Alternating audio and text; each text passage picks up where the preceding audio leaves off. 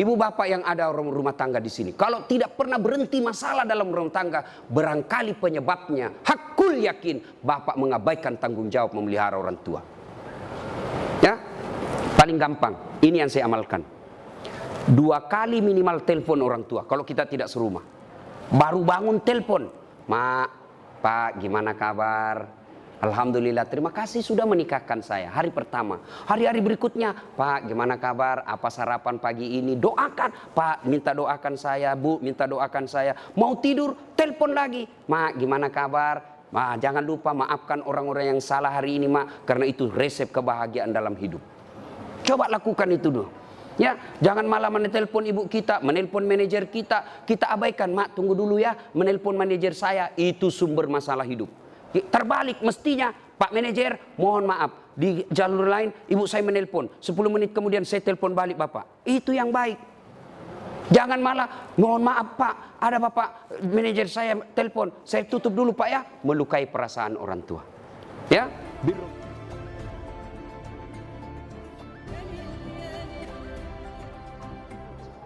faqad qala Allahu subhanahu wa ta'ala fi kitabil karim wa huwa asdaul qailin. A'udzu billahi minasyaitonir rajim. Bismillahirrahmanirrahim.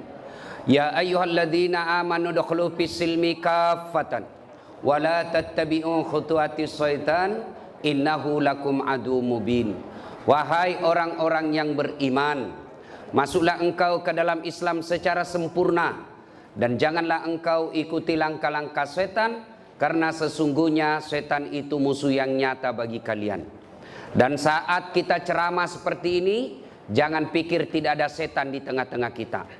Ada setan yang ada di tengah-tengah kita. Setannya bukan pocong, setannya bukan kuntilanak, tapi apa setan yang ada di tengah-tengah kita? Bentuknya handphone. Orang sudah ceramah masih sibuk dia menggesek. Itu setan itu ya. Simpan dulu HP-nya, sebentar kita selfie-selfie. Sebentar ya, kita dengar dulu nasihat. Insya Allah ini manfaat. Bukan nasihat dari Dasat Latif, tapi ini nasihat dari agama untuk membina perkawinan kita. Ibu bapak, saudara-saudara sekalian, teristimewa yang saya hormati pengantin baru Adinda Andi Windy Maulia dan Adinda Muhammad Gali Clay. Ya, Gel. Ya, karena kalau di Sulawesi saya baca bahasa Sulawesi ini lain artinya. Ya, gele. Makanya saya kasihkan jadi gel saja toh, kalau jadi bahasa Sulawesi bahaya. Ya, yang insya Allah dimuliakan dan dirahmati oleh Allah Subhanahu wa taala, teristimewa yang punya acara pada Bapak Kombes Pol Andi Rian Jayadi beserta istri, yang insya Allah dimuliakan dan dirahmati oleh Allah Subhanahu wa taala. Ananda pengantin, pertama kita harus tahu dulu apa hukumnya nikah. Ya, ada nikah yang haram, ada nikah yang wajib. Yang haram itu yang bagaimana? Yang tidak mampu, baik secara materi maupun secara psikis. Homo, ya, gay, penyuka sesama laki-laki, tidak senang sama perempuan. Kalau dia menikah sama perempuan malah hancur, ini perempuan tidak pernah rasakan kebutuhan psikis, maka dia haram untuk menikah.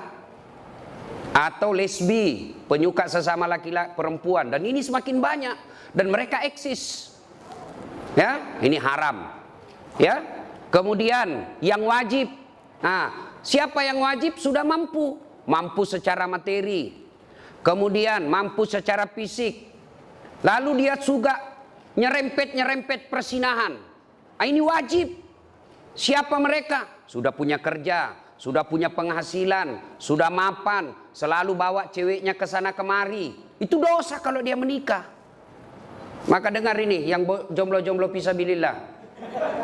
Kalian juga yang sudah pacaran, dengar ini baik-baik, nikah cepat. Dengar ini cewek-cewek, dipacari 3 tahun tidak dinikah-nikahin, rugi kamu. Motor aja 1 tahun dicicil sudah lunas. Masa kamu dipacari 3 tahun tidak dinikah-nikahi? Maka saya hormat sama laki-laki ini, masih muda, berani untuk menikah. Tidak semua laki-laki berani untuk menikah. Termasuk kalian yang bawa pacar tapi sampai sekarang tidak menikahi pacarnya. Siapa suruh kau undang saya? Ya, ini hebat ini. Benar dek. Betul kau berani, masih muda. Mertuamu polisi pula. Istrimu orang Bugis pula. Oh luar biasa Pak. Saya perlu kasih tahu apa artinya itu tenrisau. Itu bahasa Bugis, kalau bahasa Indonesianya tenrisau itu tak terkalahkan. Maka siap-siaplah kau menaklukkan orang yang tidak terkalahkan. Ya? Itu bahasa Bugis. Orang Bugis kasih nama itu ada filosofinya. Tenrisau, tenriteta. Kalau tenriteta itu tidak bisa dilewatin. Nah, ini tenrisau ini artinya tak terkalahkan. Ya, itu yang pertama, lurus itu hukum menikah. Yang kedua yang perlu kita paham untuk nasihat kita, luruskan niat. Nikah itu jangan macam-macam niatnya. Niat apa? Melaksanakan syariat Islam. Niat apa? Mengikuti sunnah Nabi. Karena Nabi katakan siapa yang sudah mampu lalu dia tidak mau menikah, falaisa minni, bukan bagian dari umatku. Dengar ini baik-baik. Ya, maka luruskan niat. Menikah itu kata Nabi, nikahi seseorang karena 4 hal. Ya, ini bagi adik-adik yang belum mau menikah lagi pusing cari jodoh. Kata Nabi, nikahi seseorang karena 1, kalau kau laki-laki, nikahilah dia karena kecantikannya. Perlu cantik. Kenapa? Dia 24 jam di depanmu. Kau pulang kerja, ya ada lagi dia. Kau mau tidur, dia lagi di depanmu. Kau mau makan, ya ada lagi dia. Kalau dia jelek, cepat bosan. Akhirnya ganti casing. Tapi cantik ini penting, tapi tidak boleh prioritas.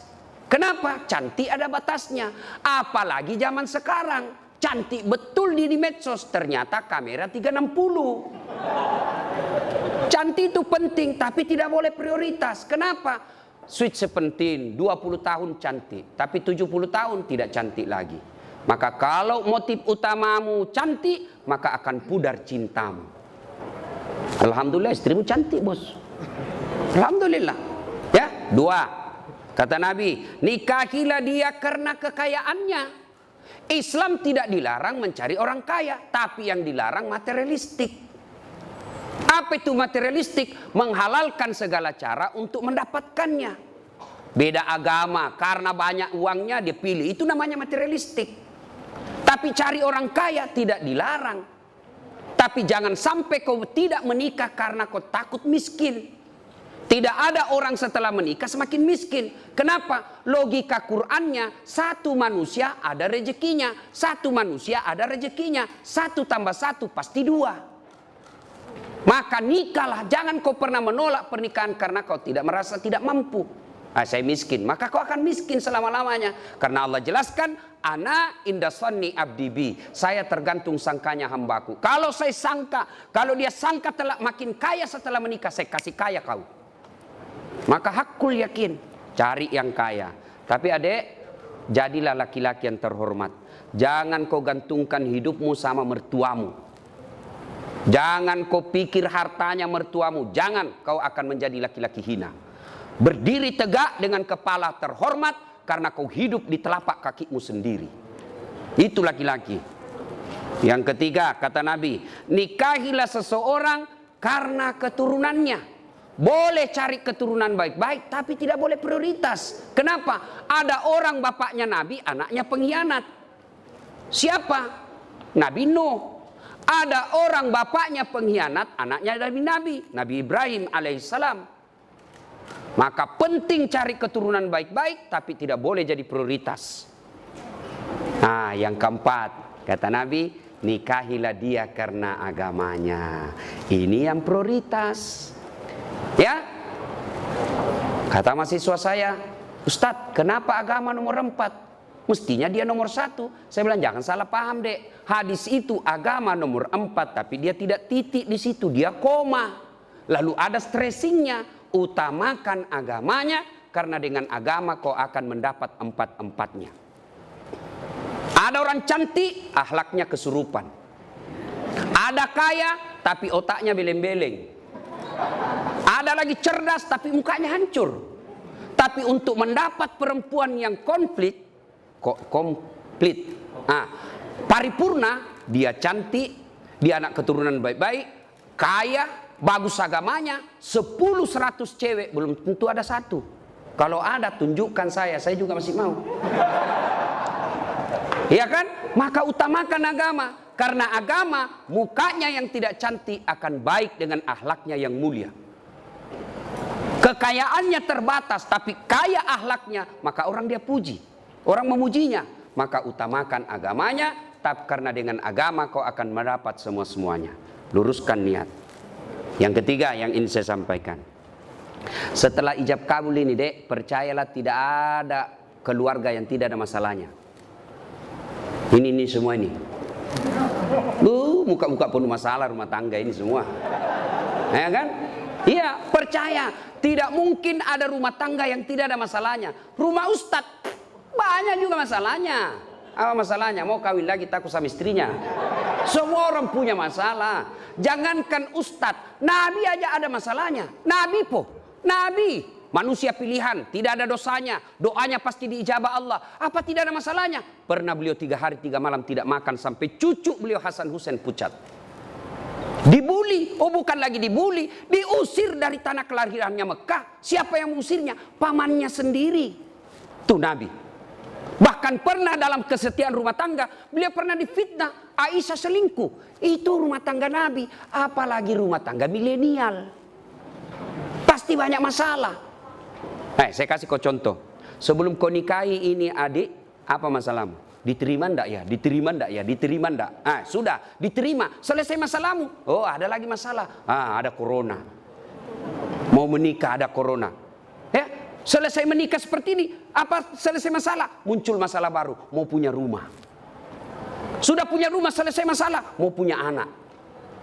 Tidak ada orang tidak ada masalah. Saya kasih lagi contoh. Istri cantik, kau kira bukan masalah? Istri cantik digoda orang. Apalagi kalau suaminya jelek. Lebih masalah lagi tuh bos. Untung ini pasangan sama gagah dan cantik, klop. Berarti bagus kalau jelek istri, Ustaz. Istri jelek dihina orang. Kita lagi yang malu jalan sama dia. Pergi pesta pengantin duluan aja dek, nanti saya menyusul. Sampai istrinya, bang di mana kau bang? Nggak jadi saya mencret. Coba, istri cantik masalah, istri jelek masalah. Tidak ada orang tidak ada masalahnya. Lalu ada yang bilang sama saya, Ustaz, bahagia benar rumah tangganya itu Ustaz. Kenapa aku bilang bahagia? Tahu Facebooknya, foto-fotonya di Instagram, di WhatsApp bahagia, peluk-pelukan. Saya bilang, beleng-beleng itu kalau foto baku tangkar dia pergi share di Facebooknya. Masa orang bertengkar lalu dia share di Facebooknya? Itu dongok namanya itu. Pasti yang romantis. Saya itu bisa membaca psikologinya orang yang bisa baru bertengkar. Selama ini tidak pernah ada foto istrinya di medsosnya. Tiba-tiba tampil dengan mesra. Biasanya habis selesai selingkuh itu suaminya. Maka dia pasang lagi seperti itu. Hati-hati. Saya juga diprotes sama keluarga. Kenapa itu kau saya lihat tidak pernah itu wallpapermu istrimu. Tidak pernah saya lihat kau bawa foto istrimu di dompet. Saya bilang untuk apa? Nah saya sudah hafal mukanya. Orang yang tidak hafal muka istrinya itu harus lihat fotonya tiap hari. Jadi ibu-ibu yang selalu dipajang fotonya di medsos jangan terlalu percaya diri. Bisa jadi suami sudah mulai lupa muka istri. Ya, percaya dek, tidak ada keluarga yang tidak ada masalah. Nah sekarang apa sumber masalah keluarga? Ini dulu dideteksi. 1, sakwa sangka. Apa itu sakwa sangka? Sangka buruk. Telepon suami, kok tidak dijawab? Mulai gelisah. Sangka baik. Telepon suami tidak ada jawaban. Oh berarti suamiku lagi sholat duha di kantor. Telepon 1 jam berikutnya tidak dijawab. Oh lagi menghadap komandan. Telepon tidak dijawab. Sholat jamaah di masjid. Tiba-tiba sore WhatsApp teman kita masuk. Saya lihat suamimu bonceng cewek cantik betul. Oh berarti suamiku nge-grab. Sangka baik. Saya serius ini. Ya sangka baik. Ya begitu ada temanmu kasih ke informasi, jangan langsung sangka buruk, sangka baik. Tidak semua teman kita itu niatnya baik. Jangankan orang lain, sepupu belum tentu baik. Jangankan sepupu, saudara belum tentu baik informasi dia kasih kita. Bisa jadi dengki. Siapa contohnya? Yusuf alaihissalam. Siapa yang dorong Nabi Yusuf masuk sumur? Saudaranya. Masa si Ustaz Itu kan paman saya, saudara bapak saya. Siapa Abu Lahab? Pamannya Nabi. Masa dia mau jahat sama keluarga saya, Ustaz? Dia kan masih sepupu satu kali sama saya. Abu Sofyan itu sepupu satu kali. Jadi ketika kau terima informasi, jangan telan bulat-bulat. Itu yang orang wartawan bilang check and recheck. Bahasa agamanya tabayun. Karena belum tentu informasi yang kita terima benar. Betul dia bonceng cewek, ternyata yang dibonceng itu adalah orang yang mogok motornya dan dia perlu pertolongan baik-baik. Maka dia akhlak baik itu suami. Ketika kita sangka buruk, tidak pernah tenang. 3 tahun berkeluarga, tidak punya anak. Akhirnya di tahun keempat dia pergi periksa ke dokter, ahli kandungan. Tes. Ternyata kata Pak Dokter, Ibu dokter, Bu, Ibu sudah terlambat 2 bulan. Senang sekali ini Bu. Dia telepon suaminya, Pak, di tahun keempat ini alhamdulillah saya sudah terlambat 2 bulan. Kata suaminya, alhamdulillah. Dia sujud syukur. Tapi Bu, tolong ya, ini rahasia berdua. Jangan kau cerita-cerita. Baik Pak, ini rahasia berdua. Beberapa hari kemudian datang petugas PLN. Assalamualaikum. Waalaikumsalam. Siapa ya Pak? PLN. Kenapa Pak? Ibu terlambat 2 bulan. Kenapa bisa dia tahu ini? Pasti suamiku lagi yang cerita. Mulai buruk sangka. Datang suaminya cari nafkah. Capek, kepanasan, kena macet. Setengah mati pakai masker. Sana terancam corona di luar. Lalu baru datang, Assalamualaikum. Apa Assalamualaikum? Assalamualaikum. Pembohong memang kamu. Apalagi pembohong. Kenapa itu PLN dia tahu saya terlambat 2 bulan? Pasti kau yang cerita. Bukan demi Allah. Siapa PLN tahu? Saya tidak tahu. Kenapa PLN tahu saya terlambat 2 bulan? Dia datanglah ke PLN ini. Suaminya juga marah-marah. Ada apa kau tahu istriku terlambat 2 bulan? Ini Pak, ada catatannya. Untuk apa kau catat-catat? Hapus itu. Boleh dihapus Pak, tapi Bapak bayar dulu. Kalau saya tidak mau bayar, ya terpaksa punyanya Bapak diputus. Kalau punya aku diputus, apa dia pakai istri saya di rumah? Ya terpaksa pakai lilin. Ini akibat sangka buruk. Ya, maka sangka baik. Semakin berkeliaran sangka buruk dalam rumah tangga dan hatimu, hakul yakin kau tidak akan pernah abadi berumah tangga. Ya? 2, penyebab masalah dalam rumah tangga, bohong.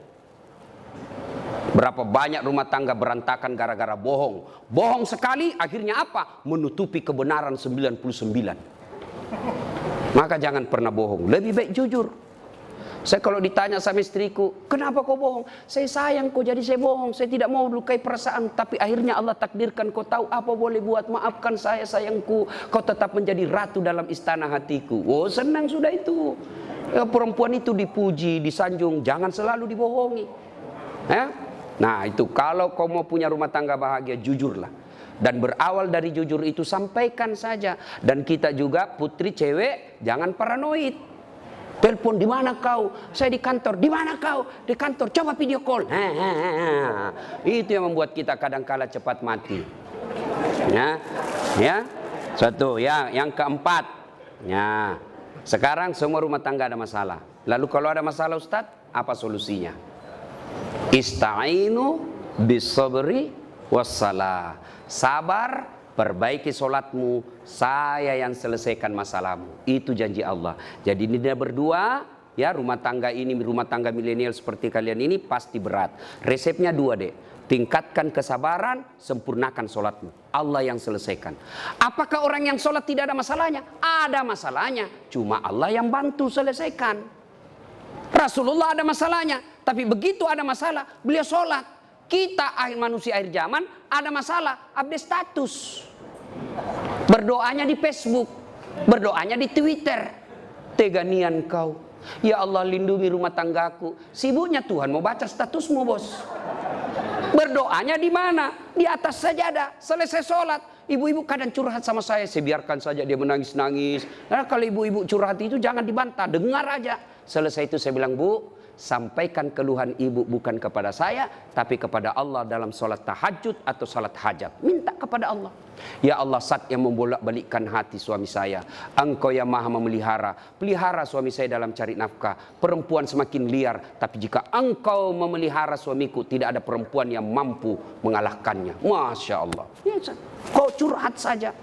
Kau dapat masalah rumah tangga, tak kusangka ternyata seperti ini. Jangan putus asa. Wala ta'yasu min rauhillah. Jangan putus asa. Maka ambil sajadah, kau mengadu kepada Allah, bukan mengadu di medsos. Ya? Nah, tingkatkan kesabaran. Nah, ini Bapak Ibu saudara-saudara sekalian. Nah, banyak yang bisa dilakukan di ceramah tapi waktu terbatas. Nah, sekarang yang kelima, resep gampang bahagia. Nah, resep gampang bahagia, birrul walidain, berbuat baik sama orang tua. Coba ini dek, tamu-tamu kita, ada kehormatan kita Brigjen, bintang 1 polisi. Siapa yang beliau lihat? Bukan karena 2 pengantin, tapi bapak. Saya datang ke sini, seumur-umur jadi wabah corona ini, baru kali ini saya ceramah di depan umum. Saya datang pertaruhkan, saya tinggalkan Makassar, melawan ini kekhawatiran saya tentang corona, karena saya menghargai bapak, mertua. Nah, ini acara mewah seperti ini. Kenapa?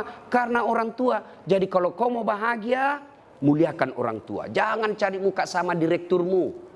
Jangan cari muka sama bupati. Bukan dia yang besarkan dan nikahkan kamu. Maka kalau rumus mau bahagia, muliakan orang tua. Ibu bapak yang ada rumah tangga di sini, kalau tidak pernah berhenti masalah dalam rumah tangga, barangkali penyebabnya, hakul yakin bapak mengabaikan tanggung jawab memelihara orang tua. Ya? Paling gampang, ini yang saya amalkan. 2 kali minimal telepon orang tua. Kalau kita tidak serumah, baru bangun telepon, Mak, Pak, gimana kabar? Alhamdulillah, terima kasih sudah menikahkan saya. Hari pertama, hari-hari berikutnya, Pak, gimana kabar? Apa sarapan pagi ini? Doakan, Pak, minta doakan saya, Bu, minta doakan saya. Mau tidur, telepon lagi, Mak, gimana kabar? Ma, jangan lupa maafkan orang-orang yang salah hari ini, Mak, karena itu resep kebahagiaan dalam hidup. Coba lakukan itu dulu. Ya, jangan malah menelpon ibu kita, menelpon manajer kita abaikan. Mak, tunggu dulu ya, menelpon manajer saya, itu sumber masalah hidup. Terbalik mestinya, Pak manajer, mohon maaf, di jalur lain ibu saya menelpon, 10 menit kemudian saya telepon balik Bapak. Itu yang baik. Jangan malah, mohon maaf Pak, ada Bapak manajer saya telepon, saya tutup dulu Pak ya, melukai perasaan orang tua. Ya, birrul walidain. Tidak ada rumah tangga yang sengsara kalau dia memuliakan orang tuanya. Itu aja rumus. Soal rezeki dek, jangan kau cemas. Allah sudah jamin rezekimu. Jangankan kamu yang sarjana, cerdas, cicak. Tahu cicak? Apa dia makan itu cicak dek? Nyamuk. Tidak masuk akal toh? Cicak di dinding, nyamuk terbang. Gimana mau ketemu? Satu di dinding, satu terbang. Tidak ada terminalnya. Gimana mau ketemu?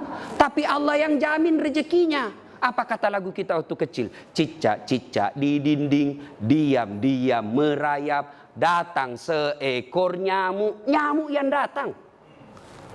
Tidak dikatakan lagu cicak lompat ke nyamuk, patah tulang dia.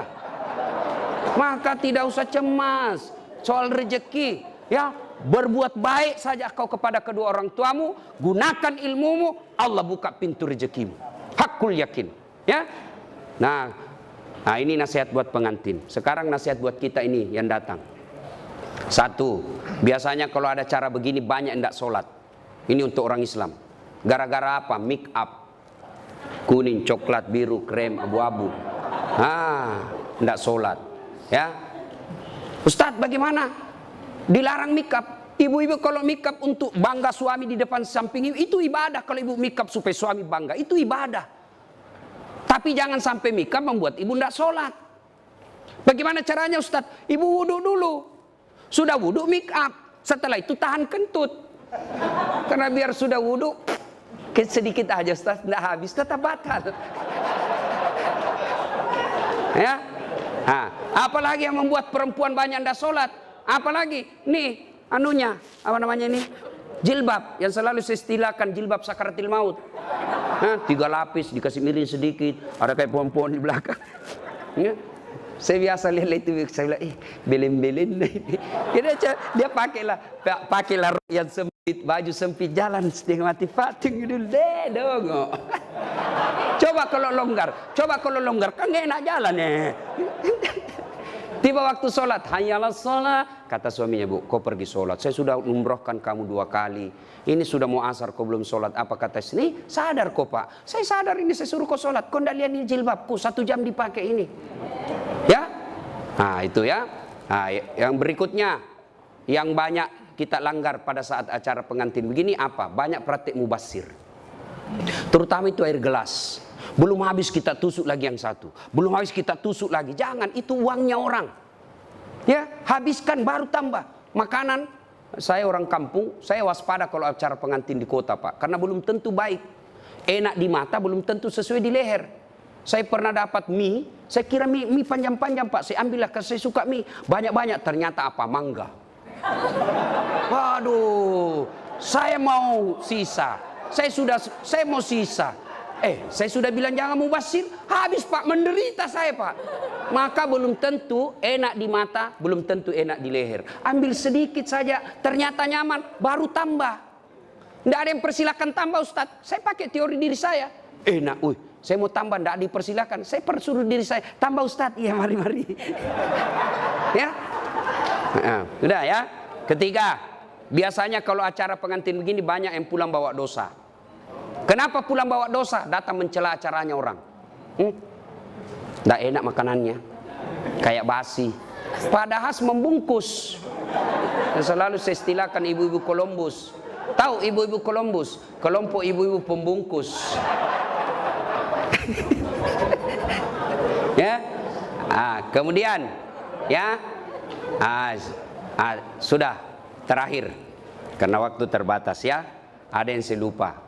Nah ini dek ya, Gley, besok kamu bertengkar sama istri, jangan gampang bilang talak. Itu tidak boleh dipermainkan itu kata talak. Selama masih kau niat untuk sehidup semati dengan istrimu, marah bagaimanapun, jangan ucapkan talak. Tidak boleh dipermainkan ini. Sama tadi akad nikah.